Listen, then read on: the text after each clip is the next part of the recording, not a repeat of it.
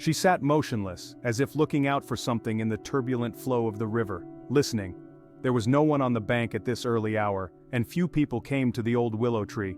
The stream was too turbulent and the bank was too steep for swimming or crossing. All the locals preferred a more gentle bank 5 kilometers upstream. Suddenly, the girl stood up and walked confidently to the edge of the cliff. A second, and only a quiet splash was heard. There was no one at the edge of the cliff. Early in the morning, the mother of the Krotov family was preparing breakfast. On the stove, lard and eggs were simmering.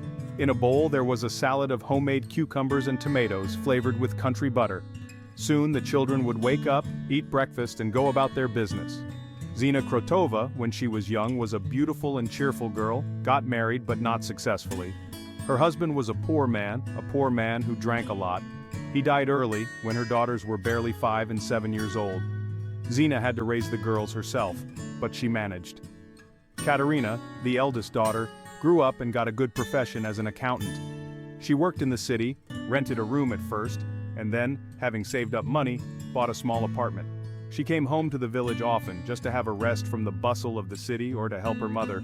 Arina, the youngest, was different. She graduated from school with honors, entered pedagogical school and became a teacher of Russian language. She returned to her father's house and worked at the school. She was soft in character, read and dreamed a lot, and she looked as if from the 19th century. She liked long dresses and skirts, braids up to her waist, and did not use makeup at all. She lived with her mother. Both sisters had not yet married, had not met their fate, but if Katya ran on dates, met with men, then Arina never went to meet a guy. That summer, Katya was 30, and her sister was 28. Katya had come to the village for the whole summer, taking a month's vacation and bringing a laptop for work. She had long ago brought the internet to her mother's house, and now there were no problems with remote work. Good morning, Mom. Katya quickly entered the kitchen. And where is Arinka? Where is she? Sleeping probably, surprised her mother. She's not in her room, Katya replied, puzzled. Where has she gone? That's strange. I got up a long time ago, but I didn't go in to see her. Mom, is she all right? I don't know. The mother sat across from her daughter at the table. Tell me, I can see something's wrong. Arina has become strange. Remember, I told you that in winter she caught a bad cold. It snowed so much that even school was canceled. She was in bed with a fever for 24 hours, but it didn't get any better. The medicine didn't help. I went to Grandma Sima, the one who lives by the river. My mother began to tell me. Of course I remember that old witch, Katerina hummed. Grandma Sima was famous all over the neighborhood as a witch. She was able to cast spoils and do other things, but she was also able to heal. Somewhere with incantations, somewhere with herbs, but she helped. That's why people even came to her from the city. The old woman never took money, only what people would bring. The old woman lived alone, no one knew how old she was.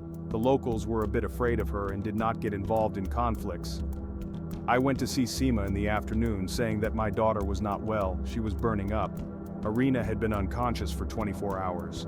The ambulance wouldn't come to us in this snow and blizzard. The grandmother gathered her bundle and we went. The old woman examined her and told her to bring water. Then she threw me out of the room. I don't know what happened there and I was scared to death. Sima came out sullen. Arinka is not alive. Death is already near. Don't you feel how cold it is here? Said Sima. It's all right, it's warm. Save my daughter, I'll do anything, screamed Arina's mother. I'll try, but look, she will be around all the time and can call her, muttered the grandmother. Do it, save her. Sima locked herself in for 24 hours with Arina, and when she came out, her daughter was already sitting on the bed. Pale, creepy. She looked like her, but she didn't look like Arina. I was creeped out, and my daughter asked for food, so I forgot everything. I gave her a bag of groceries, some money, and walked Sima home. And what? Katya asked with interest. Sister looks normal. She's changed. She used to be quiet, but now she's completely unsociable. She runs to the river and sits there for hours, and she'll come to Sima's house and stand there watching as if she's waiting for something. She's not my daughter, everything happens as before, she can laugh and help around the house. And then suddenly she shuts up again, silent, watching me like a wolf. She's gotten creepy. Sometimes I'm afraid of her, complained the mother. She needs to see a doctor, a psychiatrist. I've heard it can happen after a high fever, changes in the psyche. Arina was crazy before, Katerina said sharply. I'll go to the river, maybe that's where she's sitting. Katya left the house and breathed in the fresh morning air with pleasure. From their house to the river it was a quick 10-minute walk. There was the river, a big willow tree. The girl remembered this place from her youth. From there was a beautiful view of the turbulent stream. After standing under the tree, the girl stepped to the cliff. Suddenly, she noticed something in the water. Taking a closer look, Katya barely restrained a scream. In the water, caught by her dress on a root, was Arina. The fact that she could not help her, the girl realized immediately. Then, before her eyes, the body began to sink under the water as if someone pulled it. She recoiled, screamed, and fell, losing consciousness. She came to her senses as the sun was beating down. The smell of the cold river and grass hit her nose. Opening her eyes, Katya burst into tears. She didn't know how much time had passed. She had left without her phone or watch. She had gone out for a quick run to the shore to look for her sister. She found her sister. With difficulty, Katerina reached the house.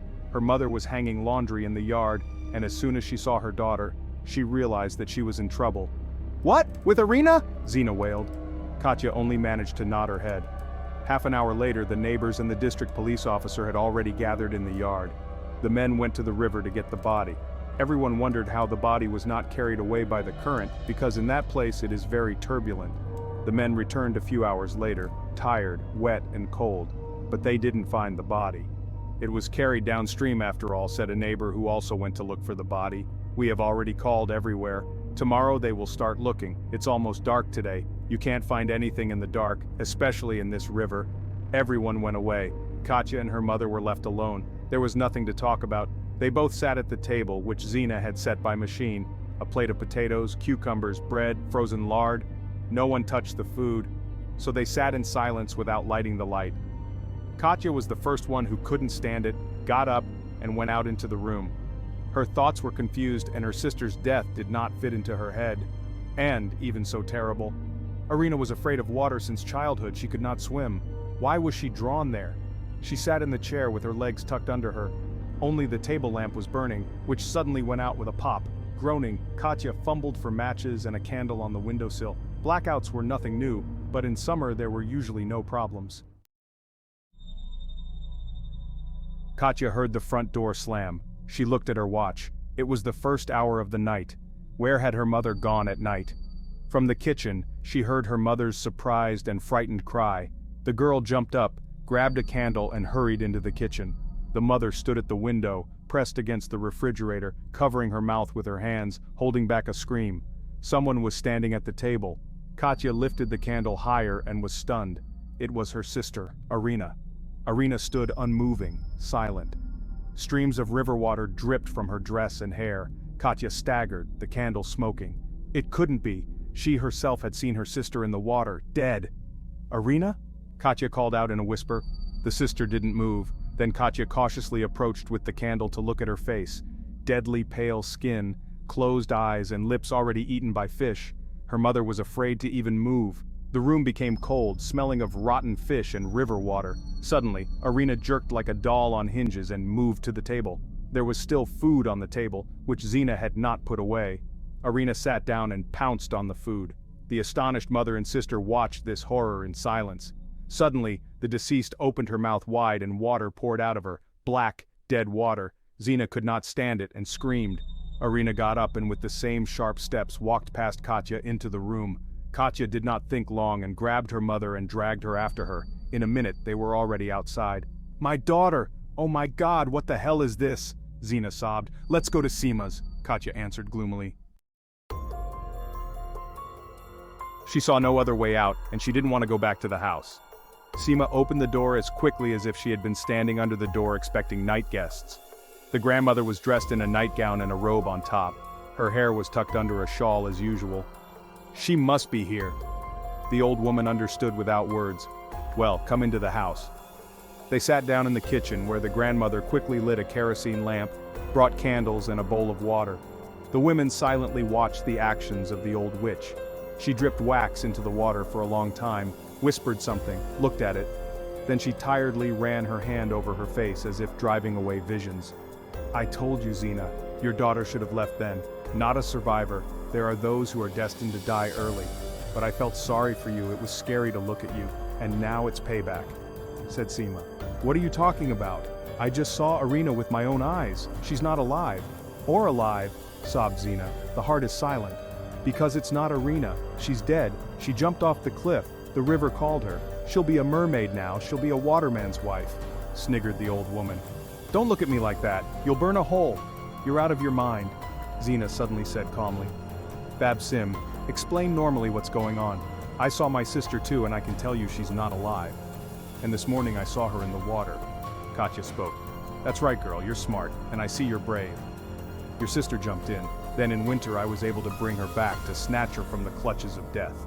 But I had to negotiate with the dark forces, and they don't always honor their agreements. So Arinka jumped. People like your sister, weak in spirit, quickly turn to darkness. They can't resist the dark forces.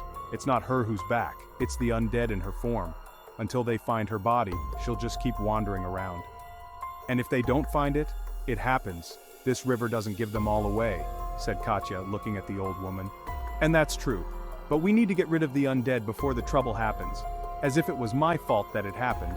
I'm responsible. Sima replied sadly. I don't have long to live, so at least I'll do a good deed. There's no one to give the power to. I'll return it to the person I got it from. It seemed to Katerina that the hostess was talking to herself. Sima was muttering something under her nose, picking at an old notebook. Soon it will be dawn, Sima suddenly said. I'll come to you in the evening. When the sun rises, you can go home. She's already gone. Zina and her daughter returned apprehensively, but everything was quiet. Puddles of water glistened on the floor in the kitchen and the room. The food left on the table had gone sour and was covered with a nasty mold, just like in the refrigerator. All the food was gone. What food? The flowers were blackened and dried up. The chickens died overnight, and the rabbits lay in their cages in fluffy mounds, and the rest of the animals were gone too. Zina turned gray with horror and drank heart drops in the kitchen. Katya began to clean up. The district police officer came saying that the search was underway, but they hadn't found Arina yet. Katya put her mother to bed and she felt sick again. She couldn't get her head around what was happening. At sunset, Sima came, as promised. She was carrying a basket covered with a cloth. She looked at the empty rabbit cages and lowered her head. There was an unaccustomed silence in the yard. Clouds were gathering in the sky. There's going to be a thunderstorm, Sima said as she entered the house. What should we do? Katya asked. Sima sat down at the table and told the girl in detail what she was going to do, and what Katya herself should do. They decided to take Zina to a neighbor, and she did not resist. It was completely dark outside, and Sima ordered the candles to be set up and poured a circle of salt for Katya. She put the food she had brought on the table in the kitchen. She had it specially prepared and spoke it. She gave Katerina a thick book, showing her what to read. Whatever happens, whatever you see or hear, don't leave the circle and don't stop reading. That's the only way it's gonna work. I have nothing to fear. It's my last night. I'm tired of trampling the world, Sima said a little sadly. And you have to live and live. You still have girls to raise. What girls? The girl was surprised. Your daughters. If you survive the night, everything will work out well for you. You're strong. You'll manage. Do you understand? Yes. They were silent for a long time, each thinking about something else. Katya remembered her childhood, how she and her sister had grown up. The old woman was preparing for her final battle. After midnight, the front door banged, and the old woman gestured for Katya to stand in a circle. Katerina stood in the salt circle and began to read. She could not see what was going on in the kitchen. She was standing with her back turned, but even so, she felt how everything had changed. There was a smell of water. It became cold. The old woman was saying something in an unfamiliar language, and from the kitchen came terrible sounds, rumbling and ringing. It went on like this for quite a long time, at least it seemed so to Katya. Katusha, turn around, I've come home. Katya heard her sister's voice right behind her. She wouldn't confuse it with anyone else. Come on, sister, turn around. Katerina's back paled with fear. She continued reading without stopping. Her sister's voice kept calling her, but the girl dared not lift her eyes from the book.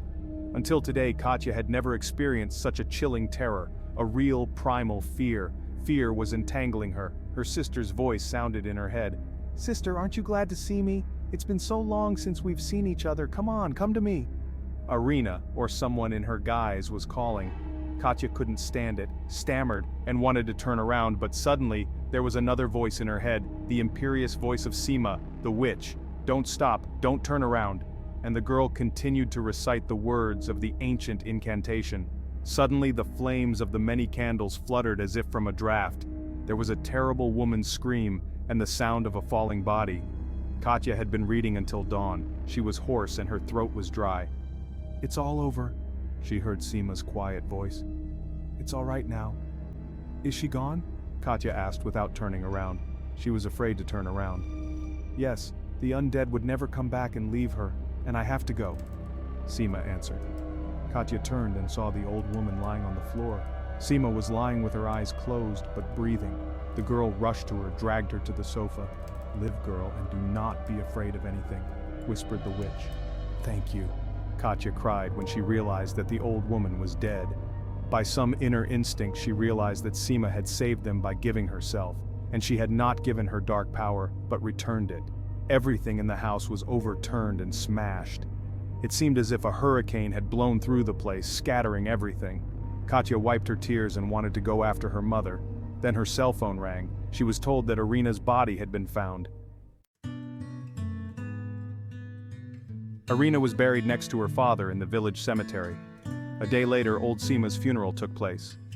Zina had somehow sharply given up during those days, grown old, and though she realized that she was not to blame for her daughter's death, she still blamed herself. "Can you at least tell me what happened then?"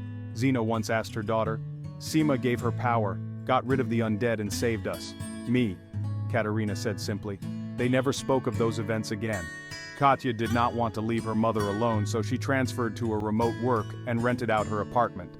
They lived quietly, Katya worked and her mother stayed at home. A year later, a new agronomist came to the village and took a fancy to Katerina. In another 5 years, children's laughter sounded in Zina Krotova's old house. Katerina and her husband had 2 girls, 1.5 years old.